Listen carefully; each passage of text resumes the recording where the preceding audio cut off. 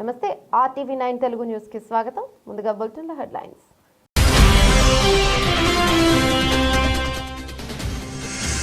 Greenland పై Trump కన్ను ఘాటుగా స్పందించిన గ్రీన్లాండ్ పీఎం.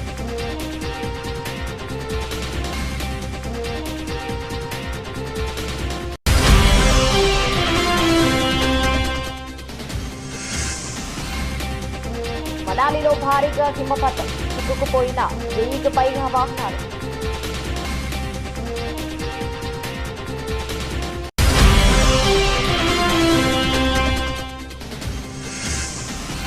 చిక్కడపల్లి పిఎస్ కు బండి, భారీగా పోలీసుల మోహరింపు.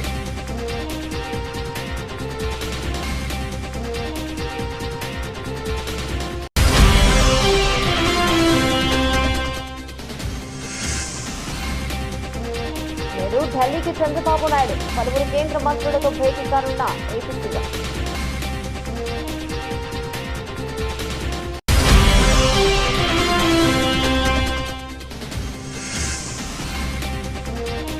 మోకాలి గాయంపై ఆందోళన వద్దు, ఫ్యాన్స్ కు రోహిత్ శర్మ సూచన.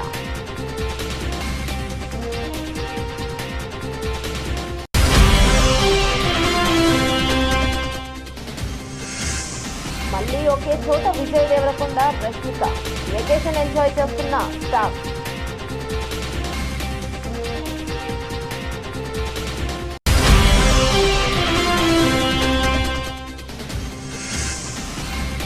దేశీయ స్టాక్ మార్కెట్లో భారీగా పెరిగిన ఇన్వెస్టర్లు, 39 రేట్లు డీమ్యాట్ అకౌంట్ పెరిగాయన్న SBI రిపోర్ట్. డీటెయిల్స్ చూస్తే, అమెరికాను మళ్లీ ఉన్నతంగా తీర్చిదిద్దుతానని ఎన్నికల్లో గెలిచిన డొనాల్డ్ ట్రంప్ ప్రతిరోజు ఒక్కొక్క దేశానికి హెచ్చరికలను జారీ చేస్తున్నారు. తాజాగా ఆయన దృష్టి డెన్మార్క్ లో భాగమైన గ్రీన్లాండ్ పై పడింది. ఇది 600కు పైగా సంవత్సరాలుగా డెన్మార్క్ లో భాగంగా ఉంది. ట్రంప్ తమ సామాజిక మాధ్యమ వేదిక ట్రూత్ సోషల్ స్పందిస్తూ దేశ భద్రత, ప్రపంచ స్వేచ్ఛ కోసం గ్రీన్లాండ్ పై యాజమాన్యం, నియంత్రణ ఖచ్చితంగా ఉండాలని అమెరికా భావిస్తోందని పేర్కొన్నారు. గ్రీన్లాండ్ పై నియంత్రణ కావాలనే కోరికను ఆయన తన మొదటి అధ్యక్ష పదవి కాలంలోనే వ్యక్తం చేశారు. ఘాటుగా స్పందించిన గ్రీన్లాండ్ పీఎం ట్రంప్ హెచ్చరికపై గ్రీన్లాండ్ ప్రధానమంత్రి ముటే ఎగడే ఘాటుగా స్పందించారు. మేం ఎన్నిటికీ అమ్మకానికి ఉండబోము, స్వాతంత్ర్యం కోసం మా సుదీర్ఘ యుద్ధాన్ని ఓడిపోబోము అని తెలిపారు. పనామా ప్రెసిడెంట్ ఘాటు జవాబు, పనామా కాలువ గుండా వెళ్తున్న అమెరికా నౌకలకు భారీగా ఫీజులు వసూలు చేస్తున్నారని, దానిని తిరిగి తమకు అప్పగించాలని ట్రంప్ చేసిన హెచ్చరికలపై Panama president Jose Raul Mulino ఘాటుగా స్పందించారు. పనామా కాలువలో ప్రతి చదరపు మీటర్ పనామాకే చెందుతోందని స్పష్టం చేశారు. ట్రంప్ వ్యాఖ్యలు తమ సార్వభౌమాధికారాన్ని కించపరచడమేనని మండిపడ్డారు.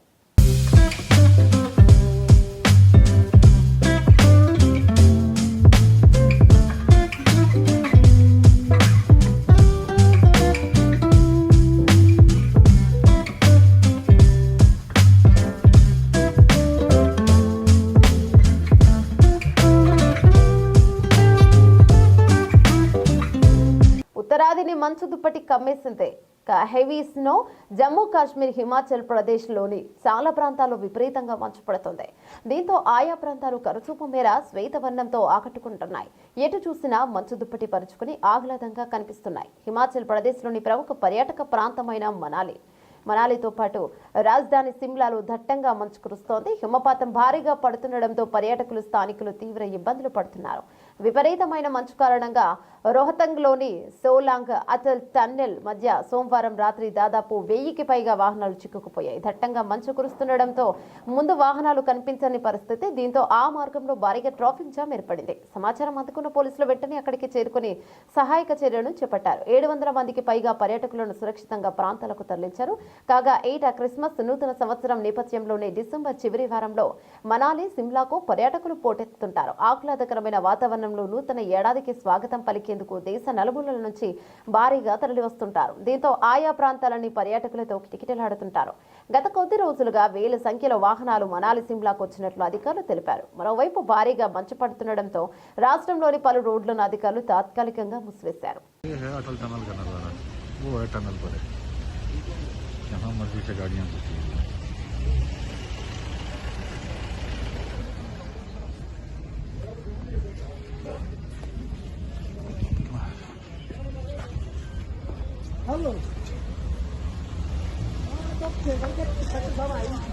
जहाँ मर्जी गाड़ियाँ लगाई हुई है और पूरी तरह फंस चुके हैं। कोई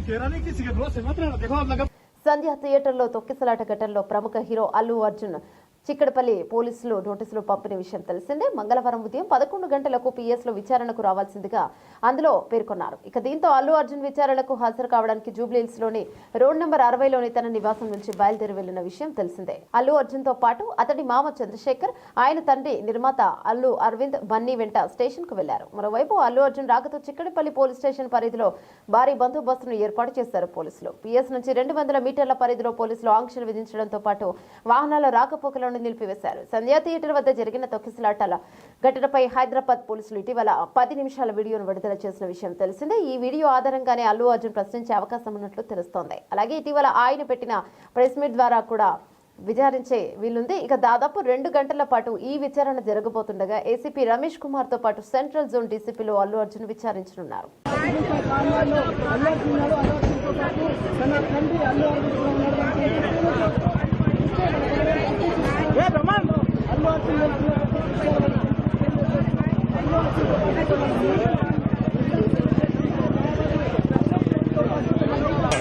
చిక్కడపల్లి పోలీస్ స్టేషన్కి చేరుకోబోతున్నారు. 10:34 నిమిషాలకు ఆయన 055 వెహికల్ నుంచి బయలుదేరారు. ఇక్కడ చూడవచ్చు మనం ఎక్స్క్లూజివ్గా విజువల్స్లో చూస్తున్నాం. ఆయన అల్లు అర్జున్తో పాటు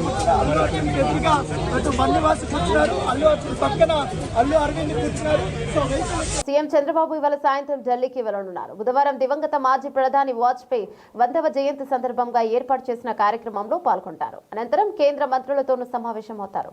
ఆంధ్రప్రదేశ్ కు సంబంధించిన పలు అంశాలపై ఆయన చర్చిస్తారు. రేపు రాత్రికి చంద్రబాబు నాయుడు తిరిగి అమరావతికి వస్తారు. కాగా మాజీ ప్రధాని అటల్ బిహారీ వాజ్పేయి జయంతిని పురస్కరించుకుని బీజేపీ మైనార్టీ ఫ్రంట్ డిసెంబర్ 25న సుపరిపాలనా దినోత్సవం జరుపుతుంది.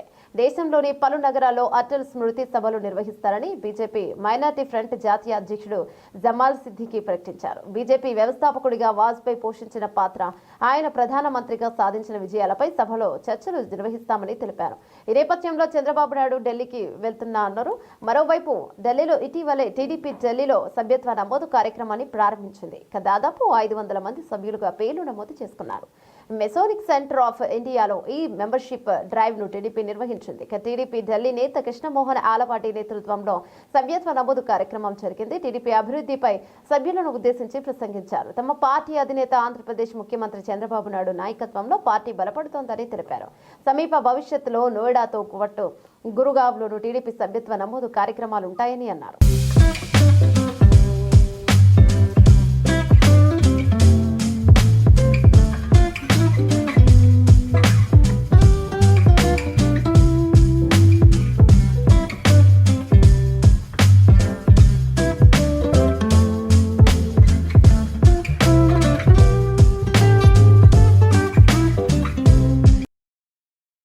ప్రజావానికి 175 దరఖాస్తులు. ప్రజావాణి ఆ జిల్లా పరిష్కారానికి సత్వర చర్యలు తీసుకోవాలా? వివిధ సమస్యల పరిష్కారం కోసం ప్రజావాణి కార్యక్రమంలో ప్రజల నుండి వచ్చిన ఫిర్యాదులను పరిష్కరించేందుకు ఆయా శాఖల జిల్లా అధికారులు చర్యలు తీసుకోవాలని జిల్లా కలెక్టర్లు పి ప్రావీణ్య అన్నారు. హనుమకొండ జిల్లా కలెక్టరేట్లోని కాన్ఫరెన్స్ సమావేశ మందిరంలో ప్రజావాణి కార్యక్రమాన్ని నిర్వహించారు. ప్రజావాణి కార్యక్రమంలో భాగంగా వివిధ సమస్యలపై ప్రజలు అందించిన ఫిర్యాదులను జిల్లా కలెక్టర్ ప్రావీణ్య స్వీకరించారు. ఈ సందర్భంగా కలెక్టర్ ప్రావీణ్య మాట్లాడుతూ ప్రజావాణి కార్యక్రమంలో ప్రజల నుండి అందిన ఫిర్యాదులను సత్వరమే పరిష్కారానికి సంబంధిత శాఖల అధికారులు సత్వర చర్యలు తీసుకోవాలన్నారు.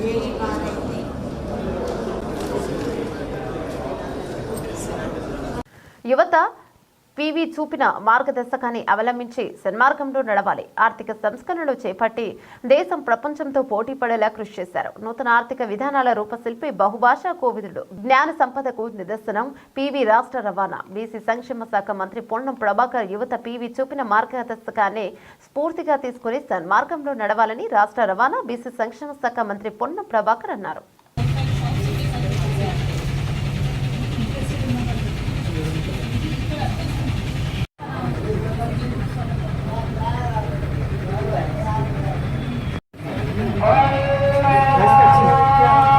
జయశంకర్ భూపాలపల్లి జిల్లాలో పుష్ప సీన్ చోటు చేసుకుంది. కారులో గంజాయి తరలిస్తున్న 4 అంతర్రాష్ట్ర ముఠా సభ్యులను చాకచక్యంగా పట్టుకున్నారు పోలీసులు. జిల్లాలోని కనపురం మండలం రవినగర్ వద్ద గంజాయి అక్రమ రవాణా చేస్తున్న స్మగ్లర్లను అదుపులోకి తీసుకుని వారి వద్ద నుండి 40 లక్షల విలువ గల 160 కిలోల గంజాలు కారు స్వాధీనం చేసుకుని అరెస్ట్ చేసి రిమాండ్కు తరలించారు. ఇక జిల్లా ఎస్పీ కిరణ్ ఖరే మీడియా సమావేశంలో తెలిపారు. ఈ సందర్భంగా ఆయన మాట్లాడుతూ ఆంధ్రప్రదేశ్, ఒడిశా సరిహద్దు ప్రాంతాలకు చెందిన 4 వ్యక్తులు ముఠాగా ఏర్పడి ఆంధ్రప్రదేశ్లోని అల్లూరి సీతారామరాజు జిల్లా దామరకొండ నుండి గంజాయిని కొనుగోలు చేసి జిల్లాలో విక్రయించేందుకు షిఫ్ట్ కారులో వస్తున్నారని ఖచ్చితమైన సమాచారం మేరకు గణపురం మండలంలో పోలీసులు వాహనాలు తనిఖీ చేపట్టారు. ఈ క్రమంలో అటుగా వస్తున్న ఏపీ 29 AC 615 నంబర్ గల కారును తనిఖీ చేయగా ఇక 75 ప్యాకెట్లలో తరలిస్తున్న 40 లక్షల విలువైన 160 కేజీల ఎండు గంజాయిని పట్టుకున్నట్లు తెలిపారు. సంవత్సరం కాలంగా జిల్లాలో గంజాయి నియంత్రణకు కృషి చేస్తున్నట్లు ఆయన తెలిపారు. గంజాయిని పట్టుకోవడంలో కృషి చేసిన ఎస్ఐలను, పోలీస్ సిబ్బందిని అభినందించి రివార్డుతో సత్కరించారు. నమస్తే. ఇప్పుడు లాస్ట్ ఒక సంవత్సరం నుంచి, స్పెసిఫిక్లీ 2024 నుంచి భూపాలపల్లి డిస్ట్రిక్ట్లో ఒక డ్రగ్స్ ఫ్రీ భూపాలపల్లి ఉండడానికి మేము చాలా ప్రయత్నం చేస్తున్నాం. సో కంటిన్యూస్గా ఏదైనా కౌన్సిలింగ్ గురించి, తర్వాత any kind of smugglers, consumers, ఆ గురించి మేము చాలా ఎఫర్ట్స్ పెడుతున్నాము. దాంట్లో after 1 year we got this is the major success in last 5 years of Bhupalpally crime. So ఇప్పుడు యాజ్ పర్ ద క్రైమ్ ఈరోజు మాకు ఇన్ఫర్మేషన్ వచ్చింది. Based on the information vehicle checking నడుస్తుంది ఇన్ గణపురం మండల్. సో ఆ టైమింగ్లో మాకు ఇన్ఫర్మేషన్ వచ్చింది దట్ ఒక Swift car bearing number AP 29 AC 6115 దాంట్లో ఒక గాంజా స్మగ్లింగ్ నడుస్తుంది ఫ్రమ్ ఒడిశా, ఆంధ్ర నుంచి ఇక్కడ మా భూపాలపల్లి డిస్ట్రిక్ట్లో వస్తుంది. సో దాంట్లో వచ్చిన ఆ ఇన్ఫర్మేషన్ ప్రకారంగా మేము వెహికల్ చెకింగ్ చేస్తే మాకు ఆ వెహికల్ దొరికింది. ఆ వెహికల్లో టోటల్ 4 మెంబర్స్ ఉన్నారు. So this people were carrying the ganja. రాజ్యాంగ నిర్మాత డాక్టర్ బాబాసాహెబ్ అంబేద్కర్ గారిని అవమానించేలా మొన్న పార్లమెంట్లో అనుచిత వ్యాఖ్యలు చేసిన కేంద్ర హోంమంత్రి అమిత్ షాని అరెస్ట్ చేసి జైల్లో పెట్టి కేంద్ర కేబినెట్ నుంచి అమిత్ షాను బర్తరఫ్ చేయాలని వర్ధనపేట ఎమ్మెల్యే విశ్రాంత IPS అధికారి KR నాగరాజు డిమాండ్ చేశారు. హనుమకొండ జిల్లా కాంగ్రెస్ పార్టీ కార్యాలయం నందు వరంగల్ పశ్చిమ ఎమ్మెల్యే, హనుమకొండ జిల్లా పార్టీ అధ్యక్షుడు నాయని రాజేందర్ రెడ్డి, వరంగల్ ఎంపీ కడియం కావ్య, వరంగల్ జిల్లా అధ్యక్షురాలు ఎర్రబెల్లి స్వర్ణతో కలిసి మీడియా సమావేశాన్ని నిర్వహించారు. ఈ సందర్భంగా ఎమ్మెల్యే KR నాగరాజు మాట్లాడుతూ భారత రాజ్యాంగ నిర్మాత డాక్టర్ BR అంబేద్కర్ మాకు దేవుడు. అంబేద్కర్ పై కేంద్ర హోంమంత్రి అమిత్ షా చేసిన వ్యాఖ్యలు బీజేపీ అహంకారానికి నిదర్శనమని తెలిపారు. దళిత, గిరిజన, బీసీ, మైనార్టీ ప్రజల మనోభావాలు తీవ్రంగా దెబ్బతీసినట్టే అవి అన్నారు. ప్రపంచ మేధావిగా గుర్తించబడ్డ డాక్టర్ BR అంబేద్కర్ గారిని ఇంత దాడి చేస్తారని ఎప్పుడు కూడా ఊహించలేదు. ప్రపంచ మేధావి అని ఆయన పుట్టినరోజును నాలెడ్జ్ డేగా ప్రకటించిన ప్రపంచ మొత్తం ఆయన దిక్కు చూస్తుంటే ఈ విధవలేమో అంబేద్కర్ అంటే ఏమొస్తుంది, రాముడా అంటే స్వర్గానికి పోతామని అంటున్నాం. ఎస్ అంటాం, రాముడు అని అంటాం. రాముడు అందరి దేవుడు కాదని లేదు. ఎప్పుడు రాముని కించపరచలేదే.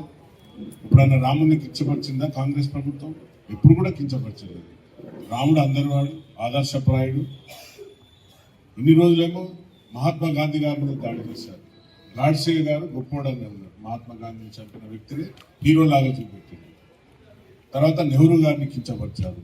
నెహ్రూ గారిని కించపరుస్తూ ఇప్పుడు నెక్స్ట్ డాక్టర్ BR అంబేద్కర్ మీద దాడి చేస్తున్నారు. సోదరులారా, అందరు గమనిస్తున్నారు.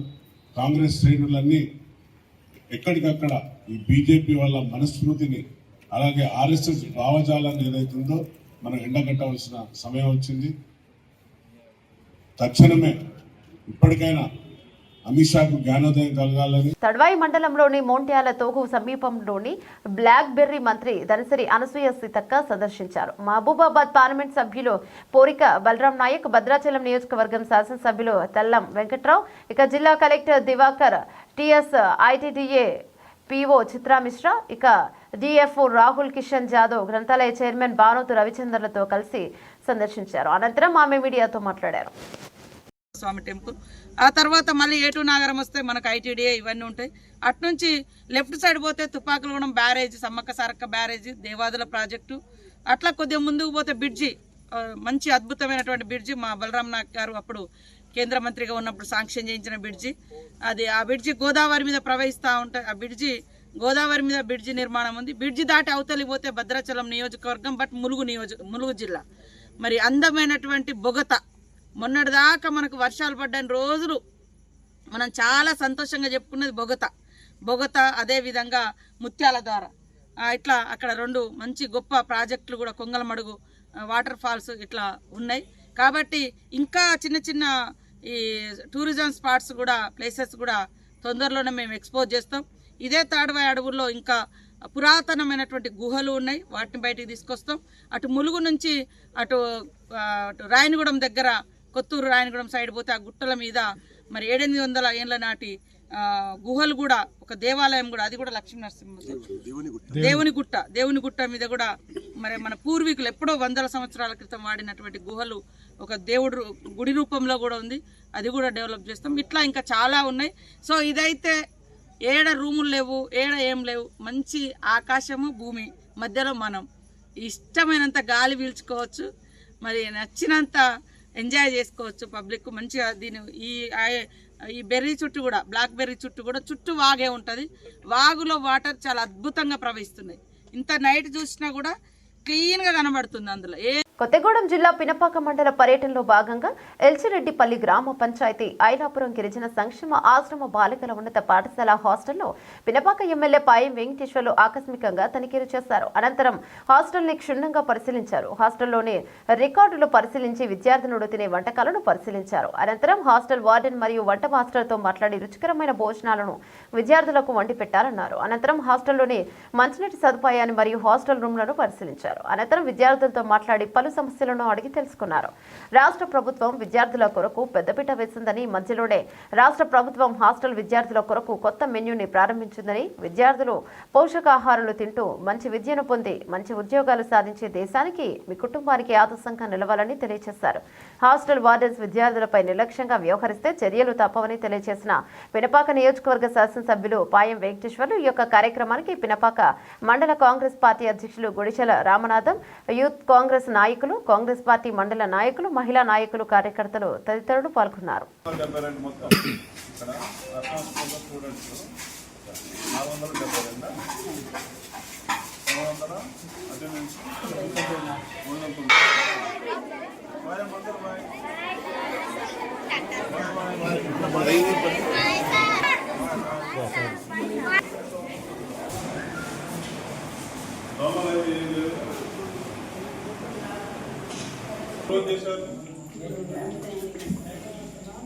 ఈ రూమ్ క్లోజ్ చేశారు.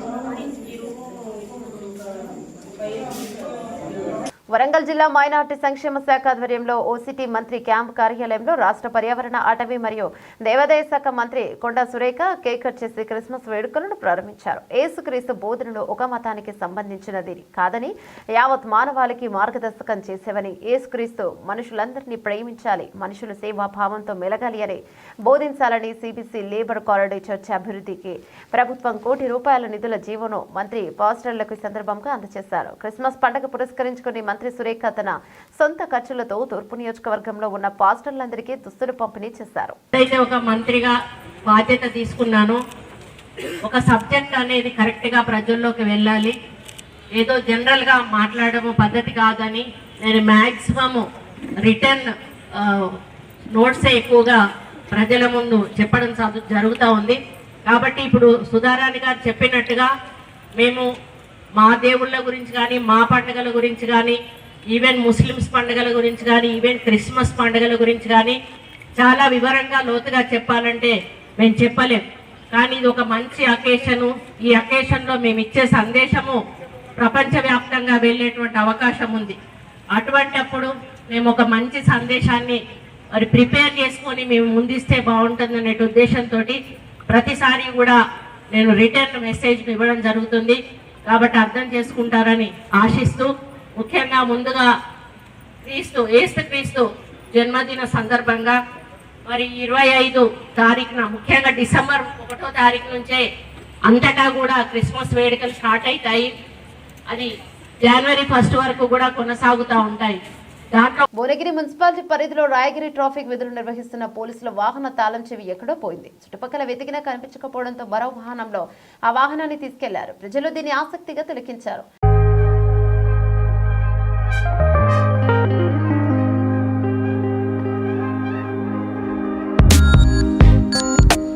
ఆస్ట్రేలియాతో జరిగే బాక్సింగ్ డే టెస్ట్ గురించి టీమిండియా జోరుగా ప్రిపేర్ అవుతోందని, ప్రాక్టీస్ సెషన్లో మోకాలికి గాయమైన అంశంపై ఆందోళన చెందాల్సిన అవసరం లేదని టీమిండియా కెప్టెన్ రోహిత్ శర్మ తెలిపాడు. అయితే బ్యాటింగ్ పొజిషన్పై మాత్రం రోహిత్ సస్పెన్స్ పెట్టేశాడు. ఆదివారం ప్రాక్టీస్ టైంలో ఎంసీజీ మైదానంలో రోహిత్ గాయపడ్డాడు. బంతి అతని మోకాలికి బలంగా తగిలింది. అయితే ఆ గాయం తీవ్రంగా ఉండే అవకాశం ఉన్నట్లు ఊహాగానాలు వినిపించాయి.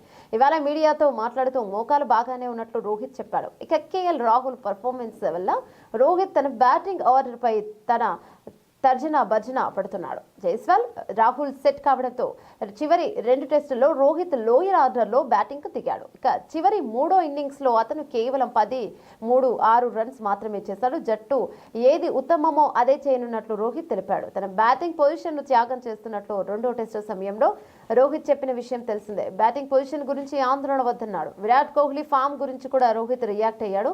పెద్ద స్కోర్ చేయలేకపోతున్న కోహ్లీ గురించి మాట్లాడుతూ అతను తప్పకుండా తన ఫామ్ సాధిస్తాడని అన్నాడు. ఆధునిక క్రికెట్లో కోహ్లీ ఓ మేటి బ్యాటర్ అని మోడర్న్ క్రికెటర్లు తమ మార్గాన్ని తామే ఎంచుకుంటారని రోహిత్ బదులిచ్చాడు. ఒక పెద్ద టెస్ట్ 2వ ఇన్నింగ్స్లో కోహ్లీ సెంచరీ చేసిన ఆ తర్వాత 2వ టెస్టులో 7.11 రన్స్ చేశాడు. బ్రిస్బెన్లో కేవలం 3 రన్స్ మాత్రమే స్కోర్ చేశాడు. జైస్వాల్ స్వేచ్ఛ ఆడే రీతిలో అతన్ని ఎంకరేజ్ చేస్తున్నట్లు చెప్పాడు. ఇక ఆస్ట్రేలియా యువ బ్యాటర్ సామ్ కోంటాస్ బాక్సింగ్ డేటాస్లో అరంగేట్రం చేయనున్నట్లు క్రికెట్ ఆస్ట్రేలియా ప్రకటించింది. ఇండియన్ పేసర్ మహమ్మద్ షమి తో పాటు జరిగే మిగతా 2 టెస్టులకు ఎంపిక చేయలేదు.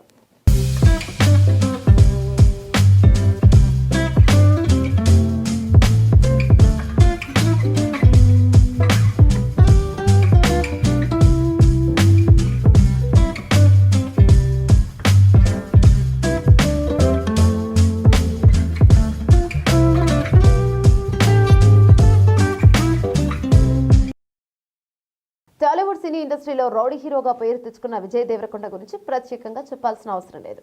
అయితే విజయ్ దేవరకొండ నేషనల్ క్రష్ రష్మిక మందన గత కొంతకాలంగా ప్రేమలో ఉన్నారని, డేటింగ్ కూడా చేస్తున్నారన్న వార్తలు వస్తున్న సంగతి తెలిసిందే. ఇక ఈ వార్తలను నిజం చేస్తూ ఈ జంట వెకేషన్స్ కి వెళ్తుంటారు. ఇక తాజాగా మరోసారి ఒకే చోట దర్శనమిచ్చారు ఈ జోడీ. ఇద్దరు ముంబై విమానాశ్రయంలో కనిపించారు. సోమవారం రాత్రి రష్మిక ముందుగా ఎయిర్పోర్ట్కు వచ్చి పలు ఫోటోలకు ఫోజులిచ్చింది. అనంతరం రష్మిక వెళ్లిపోయిన తర్వాత కొద్దిసేపటికి అదే ప్లేస్ కి విజయ్ దేవరకొండ కూడా వచ్చాడు. అలా ఒకేసారి విజయ్ రష్మిక ముంబై విమానాశ్రయంలో కనిపించడంతో ఈ జోడీ మరోసారి వెకేషన్ ఎంజాయ్ చేయడానికి వెళ్తున్నారని నెటిజన్స్ అంటున్నారు. త్వరలోనే క్రిస్మస్, న్యూ ఇయర్ ఉండడంతో ఈ సందర్భంగా సెలబ్రేషన్స్ కోసం ముంబై వెళ్ళినట్టు తెలుస్తోంది. ఇప్పటికే ఈ జంట కలిసి కొన్ని వెకేషన్స్ కి వెళ్లారు. వాటికి సంబంధించిన ఫోటోలు సైతం వైరల్ అయ్యాయి. కానీ తాము రిలేషన్ లో ఉన్నామని మాత్రం బయట పెట్టడం లేదు రష్మిక విజయ్.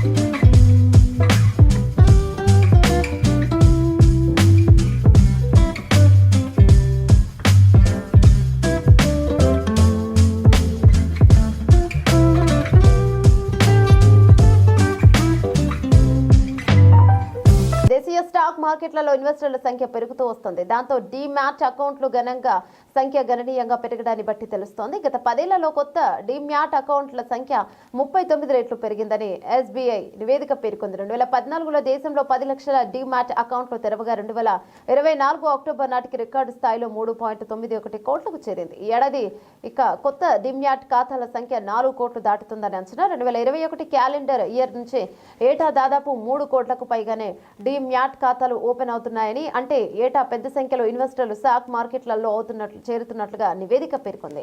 2013-14లో 2.20 కోట్లు ఉన్న డీమ్యాట్ ఖాతాల సంఖ్య 2023-24 ఆర్థిక సంవత్సరం నాటికి 15 కోట్లు దాటుతుందని నివేదిక తెలిపింది. ఇందులో ఎన్ఎస్ఈ ఇన్వెస్టర్ల సంఖ్య 9.2 కోట్ల. ప్రస్తుత ఆర్థిక సంవత్సరంలో ఇప్పటి వరకు డీమ్యాట్ ఖాతాల సంఖ్య 17.76 కోట్లకు పెరిగింది. మార్కెట్లో ఇన్వెస్టర్ల సంఖ్య పెరగడంతో 2013 నుంచి 2014 ఆర్థిక సంవత్సరం నుంచి national stock exchange market capital 6 రెట్లు పెరిగింది. 2013-24లో ఎన్ఎస్ఈ మార్కెట్ క్యాపిటల్ 73,000 కోట్లు కాగా 2024-25 నాటికి అది 441 లక్షల కోట్లకు పెరిగింది.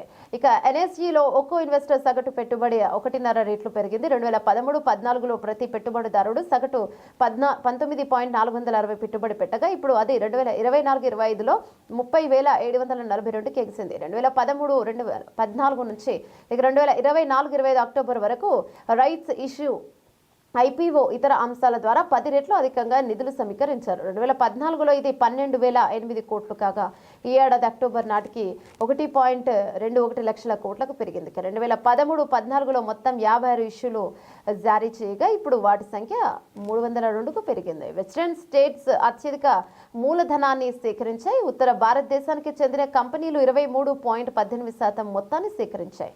ప్రస్తుత ఆర్థిక సంవత్సరంలో ఇప్పటి వరకు మొత్తం 4.85 కోట్లు కొత్త సిప్ ఖాతాలు తెరవగా 2015 నుంచి 18లో వారి సంఖ్య 1.16 కోట్లుగా ఉంది. ఈ కాలంలో సిప్ ద్వారా పెట్టుబడి పెట్టిన మొత్తం 2017-2018లో 67 కోట్లు ఉంది.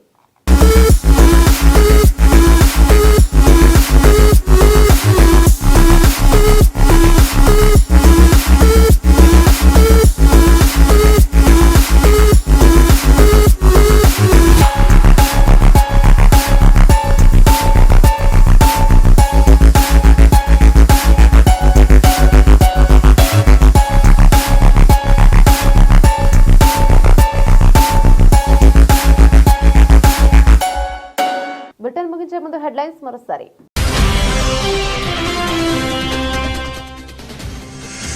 గ్రీన్లాండ్ పై ట్రంప్ కన్ను ఘాటుగా స్పందించిన గ్రీన్లాండ్ సీఎం.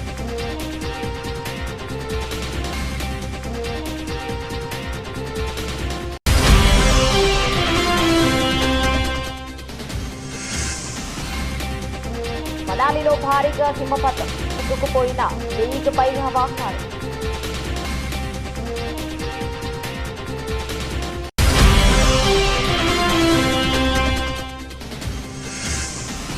చిక్కడపల్లి పిఎస్కు బండి, భారీగా పోలీసుల మోహరింపు.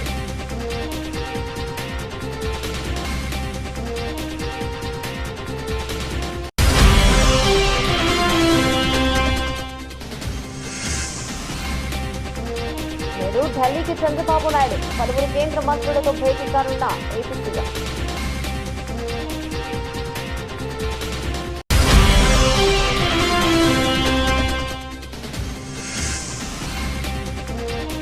మోకాలి గాయంపై ఆందోళన వద్దు, ఫ్యాన్స్ రోహిత్ శర్మ సూచన.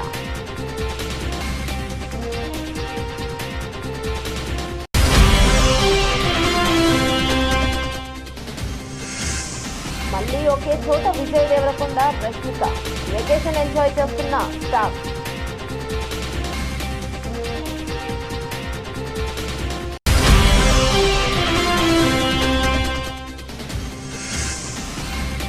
దేశీయ స్టాక్ మార్కెట్లో భారీగా పెరిగిన ఇన్వెస్టర్లు, 39 రేట్లు డీమ్యాట్ అకౌంట్ పెరిగాయన్న ఎస్బీఐ రిపోర్ట్. ఇవి బులెటిన్లోని అప్డేట్స్. మరో బులెటిన్లో మళ్ళీ కలుసుకుందాం. అంతవరకు సెలవు, నమస్తే.